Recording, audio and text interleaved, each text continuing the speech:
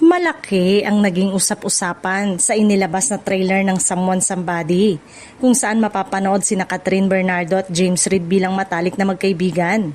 Maraming nagsasabing mas bagay umano ang ganitong dynamics para sa dalawa kaysa ipilit silang maging love team. Lalo na't pareho silang may kani-kanilang buhay, pag-ibig sa labas ng kamera. Sa halip na romance, mas nakatuon ngayon ang atensyon ng maraming viewers sa nakakaabang na chemistry ni Catherine at Maha Salvador. Agad na umapaw ng pansin ang karakter ni Maha na tila magiging pangunahing balakid sa buhay ng karakter ni Catherine. Trailer pa lamang ay ramdam na ng mga manonood ang tensyon at misteryong dala ng kanyang papel.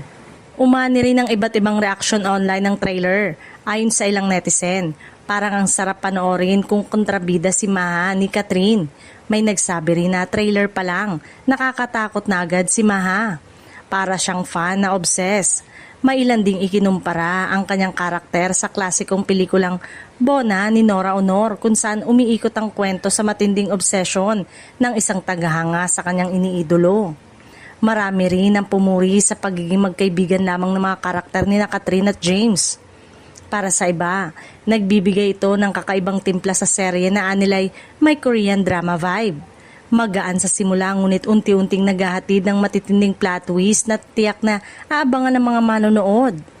Sa serye, bibigyan buhay ni Catherine ng isang empowered at matapang na babae na hindi uurong sa anumang pagsubok. Ipinakita sa trailer ang kanyang iba't ibang papel bilang mapagmahal na ate, mahusay na boss at maaasahang best friend. Habang handa rin na siyang lumaban para sa mga taong mahalaga sa kanya. Mas pinatitingkad pa ang excitement sa serye sa paglahok ng mahusay na aktor gaya na Dimples Romana, Ruel Santiago, Rita Avila, Makoy De Leon, Daniela Straner at Maha Salvador.